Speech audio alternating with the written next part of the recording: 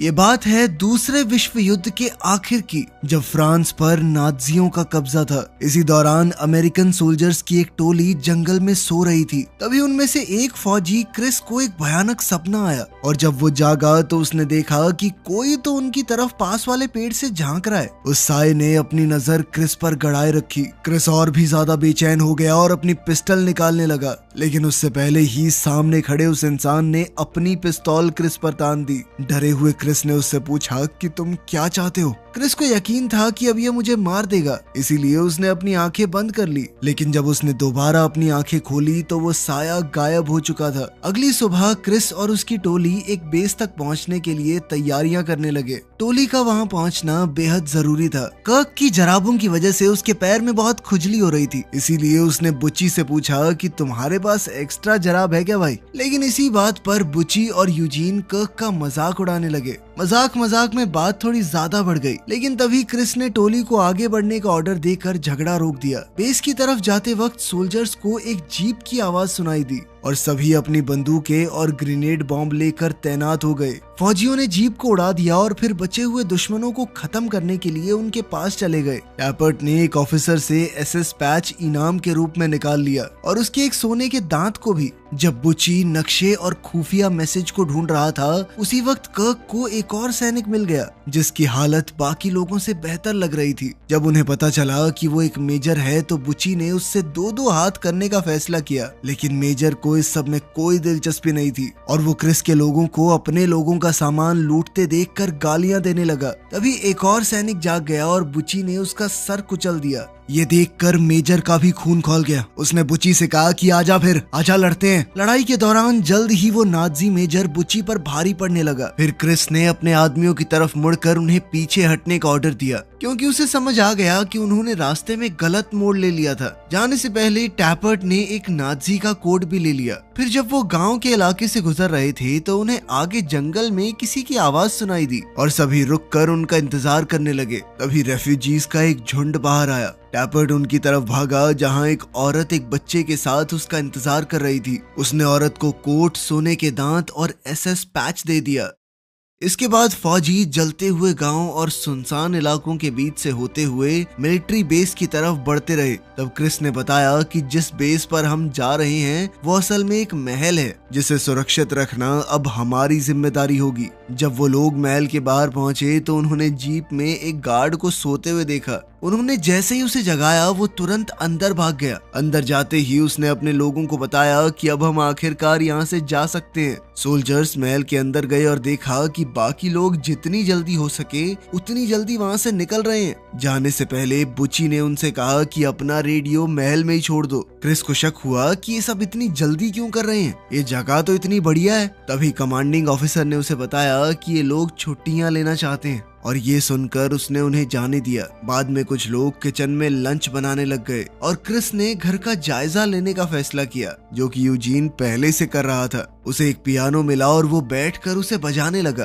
Piano की धुन खाली महल में गूंजने लगी। वहीं क्रिस महल में बनी हुई लाइब्रेरी में चला गया और उसने देखा कि जमीन पर एक बड़ा सा जलने का निशान है, जहाँ पहले कभी एक कुर्सी हुआ करती थी। और तभी उसे पास बनी हुई जाली से कुछ अजीब आवाजें सुनाई देने लगी, जिन्हें वो समझ नहीं पा रहा था। वहीं बुची को भी बाथरूम में किसी की आवाज सुनाई दी। वो चेक करने गया तो दरवाजा बंद था, पर जैसे ही वापस मुड़ा दरवाजा अपने आप खुल गया। बाद में सब लोग एक साथ खा पीकर आराम करने लगे, लेकिन तभी उन्हें अजीब आवाजें सुनाई देने लगी और वो अपने हथियार लेकर देखने चले गए। टैपर्ट और बुची सीढ़ियों से गए और मेन दरवाजा चेक करने लग गए। तभी कर्क और क्रिस ने अपने पास एक आवाज सुनी, लेकिन समझ नहीं पाए कि ये है क्या। इसके बाद वो एक कमरे में गए जहाँ सारी चीजें ढकी हुई थी। वहाँ तो कुछ नहीं मिला। फिर जब वो किचन तक पहुँचे तो समझ आया कि आवाज दूसरे कमरे से आ रही है और जैसे ही उन्होंने अंदर जाने की तैयारी की तो दरवाजा अचानक अपने आप खुल गया। दोनों आदमी कमरे में दाखिल हुए जहाँ उन्होंने एक पर्दा देखा जो अगले कमरे को इससे अलग कर रहा था। फिर जैसे ही उन्होंने पर्दा हटाया तो कर्क और क्रिस ने एक आदमी को खिड़की के सामने लटका हुआ देखा, जो फिर अगले ही पल गायब भी हो गया। खैर कुछ ही घंटों में रात हो गई और सभी फौजी अब आग के सामने बैठकर भूतों की कहानी सुनाने लगे। उसी वक्त टैपर्ट अपनी दूरबीन से खिड़की के बाहर देख रहा था। यूजीन ने उन्हें एक डायरी के बारे में बताया जो उन्हें बेसमेंट में मिली थी, जो कि एक 18 साल के नाजी की थी जिसने घर पर कब्जा किया था।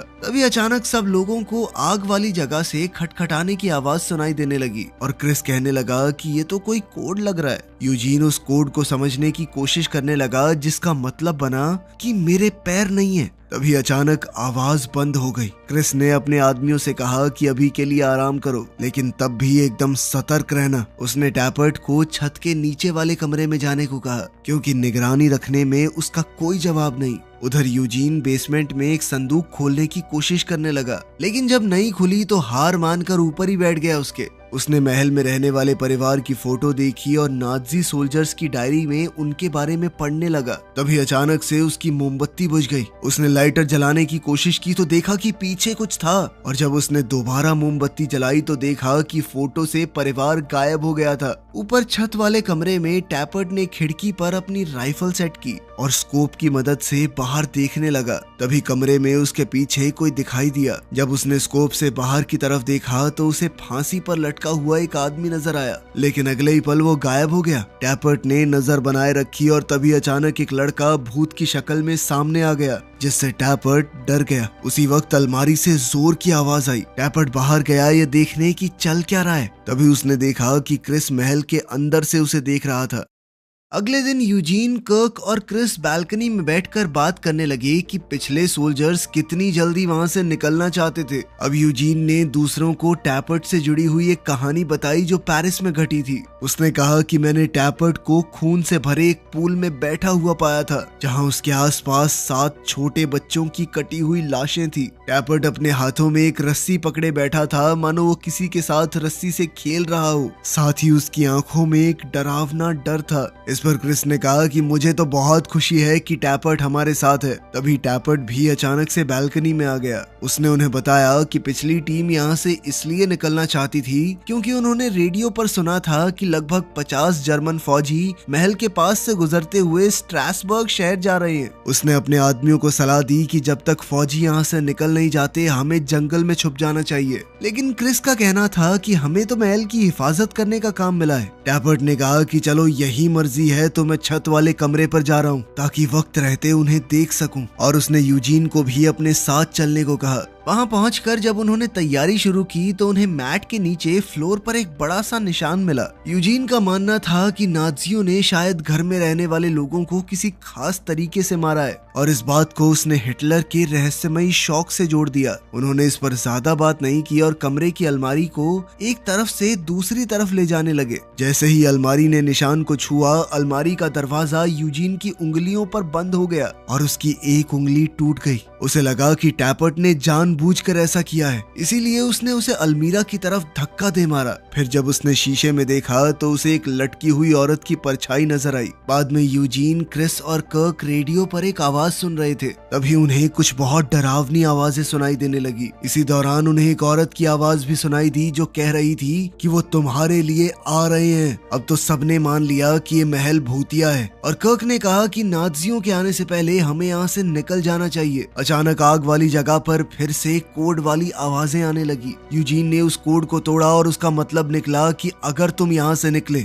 जैसे ही वो लिख रहा था किसी चीज ने उसके हाथ पर कब्जा कर लिया और इस लाइन को पूरा किया कि तो तुम मरोगे। मतलब कि यहाँ जो भी चीज है वो उन्हें चेतावनी दे रही थी कि यहाँ से जा भी नहीं सकते वो। उस रात फौजियों ने नाजियों के आने की तैयारी की, जिसके चलते टैपर्ट छत वाले कमरे में था और बाकी सब दरवाजे के पास बैरिकेड के पीछे छुप गए। जब नाजीज वहां पहुंचे तो टैपर्ट ने उन्हें देख लिया और बाकियों को सिग्नल दिया कि नाजी सैनिक बाहर जमा हो रहे हैं। जल्द ही नाजियों ने महल को घेर लिया और अंदर घुसने की कोशिश की, लेकिन दरवाजे बंद थे तो वो वापस ट्रक में बैठकर आगे बढ़ने की तैयारी करने लगे। लेकिन तभी छत से एक बहुत तेज आवाज आई। ये सुनते ही नाजी वापस आ गए और उन्होंने महल पर हमला शुरू कर दिया। टैपर्ट एक एक करके दुश्मनों को खत्म करने लगा। अचानक नाजियों ने बैरिकेड के सामने एक बम फेंका, लेकिन बुच्ची बेखौफ होकर उस पर कूद पड़ा और पूरा धमाका उसने अपने ऊपर ले लिया। लेकिन इस धमाके से क्रिस कमरे में दूर जा गिरा। वो चक्कर खाकर उठा, लेकिन फिर भी रुकने की बजाय नाज़ियों पर गोली चलाता रहा। नाज़ी ज्यादा थे, वो अंदर घुसने लगे।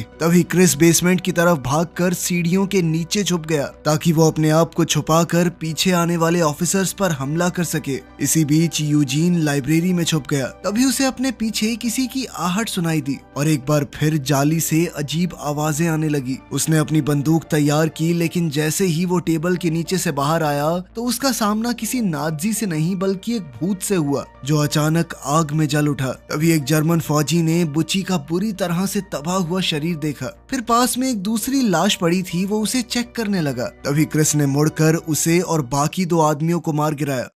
कर्क इस वक्त बाथरूम में छुपा हुआ था। तभी उसे पानी में डूबने की आवाजें और बच्चों की हंसी सुनाई दी। उसने टब की तरफ देखा तो एक नाज़ी फौजी उसे डूबता हुआ नजर आया। टैपर्ट ने छत के कमरे में कुछ सुना और उसका पीछा करने लगा। तभी उसे वहाँ एक नाज़ी लटका हुआ मिला। अगली सुबह सभी बुच्ची के पास जमा हो गए। वो सोचने लगी कि जरूरत पड़ने पर इसकी तकलीफ खत्म करने के लिए हम इसे ड्रग दे देंगे। क्रिस ने सबसे कहा कि नाज़ियों के शरीर को बाहर ले जाओ, और जब यूजीन और कर्क उन्हें ट्रक के पास ले गए तो वो ये नजारा देखकर डर गए कि टैपर्ट ने उनके साथ क्या किया था। बाद में वो लोग महल के भूतों के बारे में बात करने लगे। तब यूजीन को अचानक समझ आया कि घर में उन्होंने जो कुछ भी महसूस किया वो सब वही था जो नाज़ियों ने उस परिवार के साथ किया था जो इस महल में रहा करता था। उस दिन जब नाज़ी उनके घर आए तो उस परिवार का बहुत ही डरावना अंजाम हुआ। बाप को लाइब्रेरी में कुर्सी से बांधकर जिंदा जला दिया गया। बेटे को माँ के सामने पानी में डुबाकर मार दिया गया और बेटी को छत के नीचे वाले कमरे में लटका दिया गया था। उनकी लाशों को दफनाने वाला भी कोई नहीं था।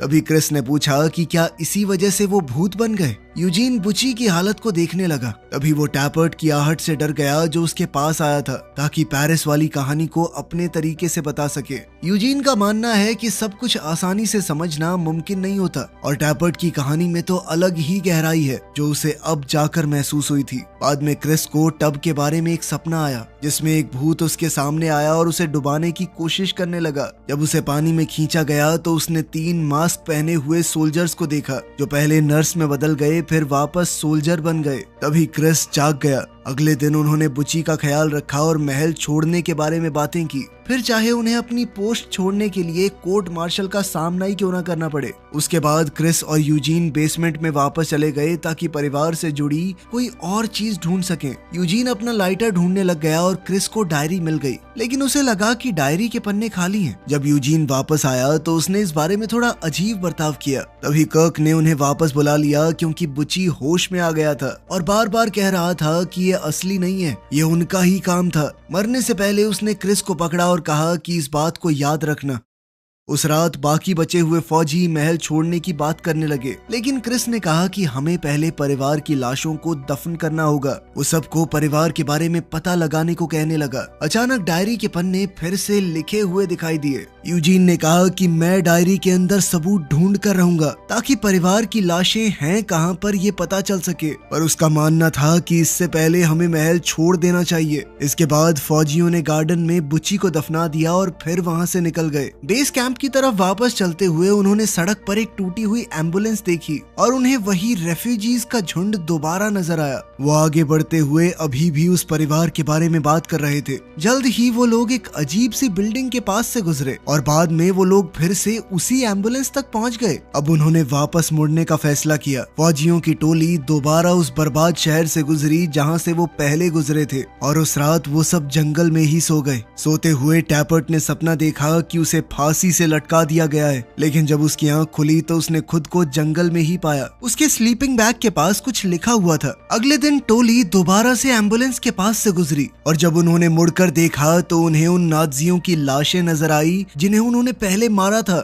आखिरकार वो वापस महल में पहुंच गए। वो समझ चुके थे कि जब तक इस परिवार की आत्माओं को शांति नहीं मिलती वो महल से दूर जा ही नहीं पाएंगे। उस रात क्रिस ने सोचा कि वो आत्माओं से बात करेगा और पता लगाएगा कि उनकी लाशें कहां पर हैं। तभी टैपर्ट को वो शब्द याद आया जो उसके स्लीपिंग बैग के पास लिखा हुआ था। वेट्रियोलेक। ये सुनकर यूजीन को याद आया कि उसने ऐसा कुछ नाजी न्यूज में सुना था। ये एक ऐसी बद्दुआ थी जो पुराने समय में मुसलमान दिया करते थे, जिसका मतलब था कि अगर तुम बुरा होने देते हो तो बुराई 10 गुना बढ़कर तुम्हारे सामने वापस आएगी। उस रात फौजी भूतों के आने का इंतजार करने लगे और उनसे बात करने की कोशिश की। उन्हें सामने पैरों के निशान नजर आए जो सीधा क्रिस की तरफ बढ़ रहे थे और ठीक उसके सामने आकर रुक गए। तभी उसने एक भूत देखा जिसने उसे पकड़ लिया। वो उसे घसीटते हुए महल के दूसरे हिस्से में ले जाने लगा। क्रिस अपने साथियों से कहने लगा कि गोली मार दो इसे, लेकिन भूत उसके अलावा किसी को नजर नहीं आया। फिर भी टैपर्ट ने उस तरफ गोलियां चला दी। बाकी लोग क्रिस के पीछे घर के दूसरे हिस्से में चले गए और जब वो अंदर गए तो उनके साथ अजीब चीजें होने लगी। उन्हें किसी और ही जगह, किसी और ही वक्त की तस्वीरें दिखने लगी। फिर उन्हें क्रिस मिला जो कि परिवार की लाशों के पास पड़ा हुआ था। बाद में फौजियों ने लाशों को दफन कर दिया। तभी डायरी का आखिरी पन्ना बाप की लाश के साथ चिपका हुआ मिला। यूजीन ने डायरी का आखिरी पन्ना पढ़ा जिसमें लिखा हुआ था कि ये परिवार फ्रांस से नहीं है, वो अफगानी थे। उन्होंने अपनी जान जोखिम में डालकर जितने यहूदियों को बचा सकते थे बचाया।